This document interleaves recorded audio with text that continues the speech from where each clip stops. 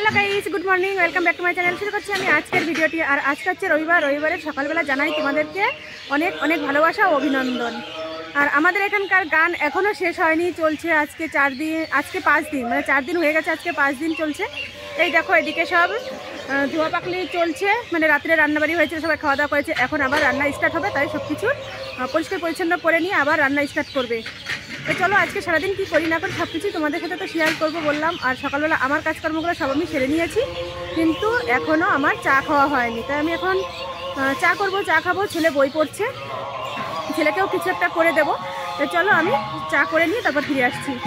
একটু যাব দোকানে একটু কিছু জিনিস আনতে যাব। তো চলো যাই, বেরিয়ে পড়েছি, তারপরে এসে তারপর কথা বলছি।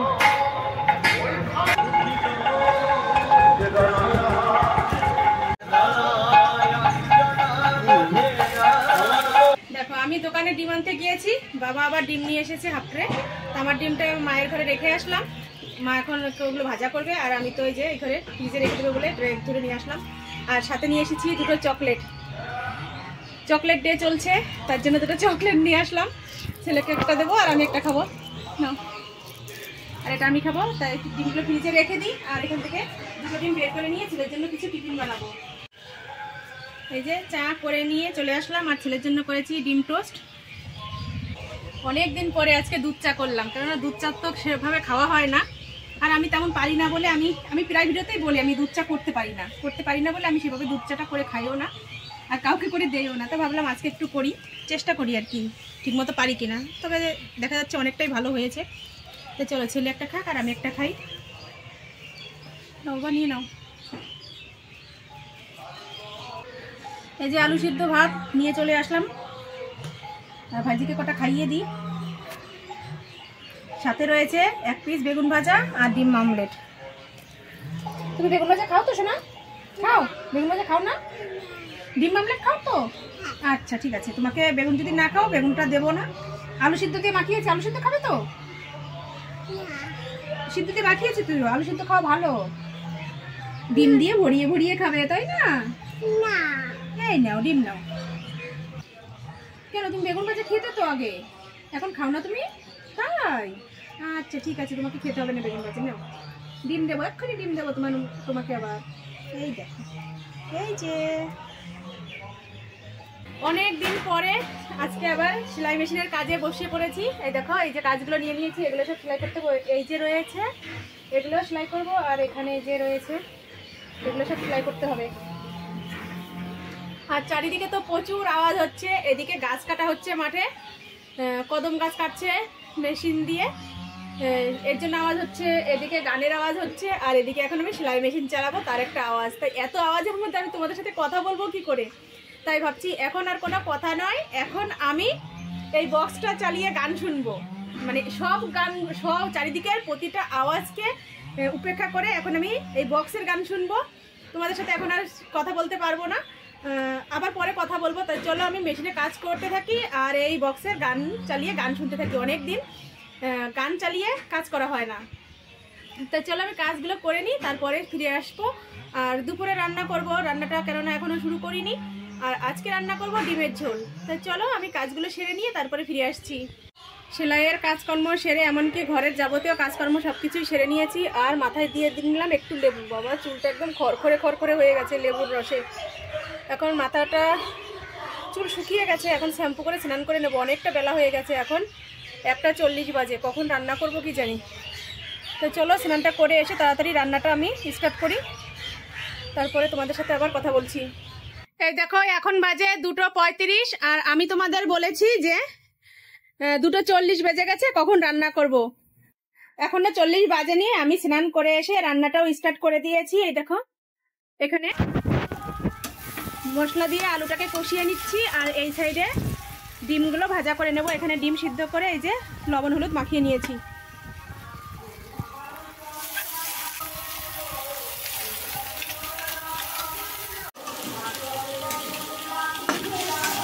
যেহেতু স্নান করে আসতে অনেকটা লেট হয়ে গেছে, তাই তোমাদের সামনে আসতে পারিনি, ডাইরেক্ট চলে এসেছি রান্নাঘরে রান্নাটা স্টার্ট করতে। রান্নাটা তো স্টার্ট করে দিয়েছি। আর সকালবেলা মা ভাতটা করে ফেলেছিল, এর জন্য ভাতটা আর আমাকে করতে হচ্ছে না। আমি ডিমের ঝোলটা রান্না করবো, আর দেখি সাথে কিছু একটা ভাজা করে নেব, বেগুন ভাজা টাজা কিছু একটা করবো। তো চলো আমি রান্নাটা শেষ করে নিই, তারপরে আসছি। রান্না করতে করতে ডিসিশন পাল্টে নিয়েছি। বললাম যে বেগুন ভাজবো, কিন্তু সকালে তো বেগুন ভাজা হয়েছে, সেটা আমার খেয়াল ছিল না। তাই এখন বেগুন ভাজাটা ক্যান্সেল করে দিয়ে আমি ধনেপাতার বড়া ভাজার জন্য দেখো এই যে সবকিছু রেডি করে নিয়ে আমি ধনেপাতার বড়াটা ভাজা স্টার্টও করে দিয়েছি। এটা শুধু বেসন দিয়ে করছি, একটু চালের গুঁড়ো দিলে ভালো হতো, কিন্তু এখন চালের গুঁড়োটা আমি আনতে যাইনি, মায়ের ঘরে রয়েছে চালের গুঁড়ো। আর শুধু বেসন দিয়েই করি, অন্য একদিন নয় চালের গুঁড়ো দিয়ে করবো। আর এদিকে তো ডিমের তরকারিটা হচ্ছে, এরাও তোমাদের দেখিয়ে দিই।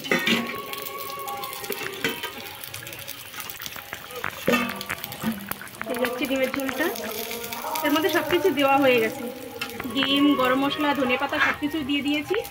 এখন শুধু নামানোর অপেক্ষা। রান্না হয়ে গিয়েছে আর আমি খেতে বসে পড়েছি, ছেলেকে দিয়ে দিয়েছি। ছেলে খেয়ে প্রাইভেটে চলে গেছে, কেননা ওর টাইম হয়ে গেছে, এর জন্য ও আগেই খেয়ে নিয়েছে। তো চলো রান্নাটা দেখিয়ে নিই, দেখিয়ে তারপর আমি খাওয়াটা শুরু করি। এই যে ডিমের ঝোলটা নামিয়ে নিয়েছি। ছেলের ডিমের তরকারিটা খেয়ে যেতে পারেনি, মাছের তরকারি ছিল কালকের, সেটা দিয়ে খেয়েছে। আর এদিকে রয়েছে যে ধনেপাতার বড়া, আর আমি এই যে ভাত বেড়ে নিয়েছি। তো চলো আমি এখন খাওয়াটা শুরু করি। আর এখান থেকে নিয়ে নেব একটা ডিম।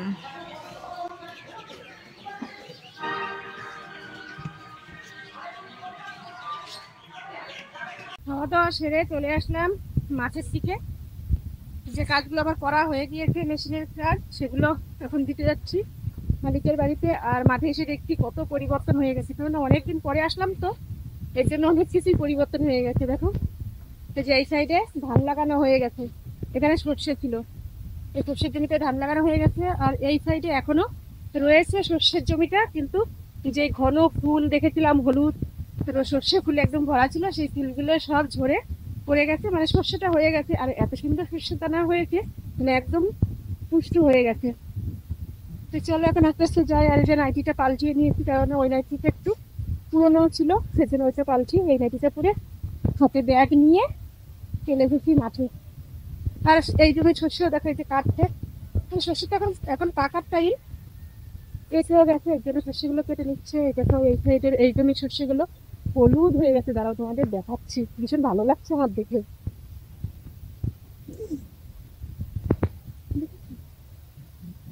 চারিদিকটা কত সুন্দর, একদম মানে হলুদ হয়ে গেছে, মনে হচ্ছে কি যেন ধান পেকে গেলে যেমন হলুদ কালার হয়ে যায়, এরকম ধান পেকে যাওয়ার মতন হলুদ হয়ে গেছে শস্যের কালারটা। কত সুন্দর লাগছে না দেখতে। আর এদিকে যে বিন গাছগুলো সব বড় হয়ে গেছে, বিন ধরেছে একটা দিকে, এই ছেলে রয়েছে বিন গাছ।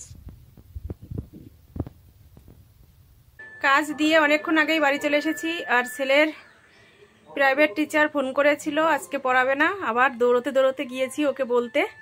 এই যে ছেলে বাড়ি চলে আসলো, কেননা ও বসেই থাকতো, নাহলে জানতো না যে আজকে ওদের পড়াবে না। তাই বলে ঠলে আসলাম, আর ও চলে আসলো সাথে, কাছেই। আর এই যে শুয়ে পড়েছি, হাতে কয়েকটা আঙুর নিয়ে নিয়েছি, এগুলো এখন খাবো, খেয়ে একটু ঘুমাবো, তারপরে আবার তোমাদের সাথে সন্ধ্যার সময় দেখা হবে। নাও, খেতেই চায় না। কোনো সময় যদি কোনো ফল ঘরে থাকে ওকে বলি নিয়ে খেতে, কোনো সময়ও খাবে না। সব কিছু গুছিয়ে যখন ওর মুখে তুলে দেবো তখন হয়তো একটা দুটো খাবে, ফল খেতেই চায় না কোনো সময়ও। এইমাত্র ঘুম থেকে উঠলাম, এখন বাজে সন্ধ্যা 7টা। ভেবেছিলাম রাত্রে কোনো কাজ করব না, মানে কোনো কাজ করতে হবে না, কিন্তু এখন আমার এতগুলো কাজের বোঝা আমার ঘাড়ে রয়েছে, সেই কাজগুলো এখন আমাকে সব করতে হবে।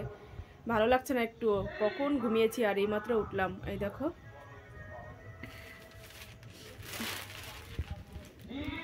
সরস্বতী পুজো চলে এসেছে, এর জন্য এই যে কাজও বাড়িতে চলে এসেছে। এই শাড়িটার আঁচল সেলাই করে দিতে হবে, একটা ভাইজি দিয়ে গেল, মানে সাদা শাড়ি, এই ও পরবে সরস্বতী পুজোতে সাদা শাড়ি, এর জন্য এটা ইমিডিয়েটলি সেলাই করে দিতে হবে। তারপরে তো রয়েছে দেখো এই যে ব্যাগে কাজ নিয়ে এসেছি, এই যে রয়েছে ব্যাগের ভিতরে কাজ, এই কাজগুলো করতে হবে। এমনকি দুপুরে খাওয়া দাওয়া করেছি, সেই বাসনপত্রগুলোও ধোয়া হয়নি, সেগুলো টেবিলের উপর পড়ে রয়েছে। এই দেখো এই বাসনপত্রগুলো সব ধোবো। আর এদিকেও রয়েছে উনুনের এখানেও কিছু বাসন পড়ে রয়েছে, এগুলোও সব ধুয়ে পরিষ্কার করতে হবে। এমনকি বিকালের যে ঘর ঝাড় দেওয়া সেটাও করা হয়নি, ঘরটাও ঝাড় দিতে হবে এখন। তাই সব কাজগুলো এক এক করে নিই। আর বাইরে তো গান হচ্ছে বলে সেভাবে তোমাদের সাথে কথাও বলতে পারছি না, আর সেভাবে ভিডিও করতে পারছি না। তো চলো আমি এই কাজগুলো সেরে টেরে তারপরে আবার আসছি।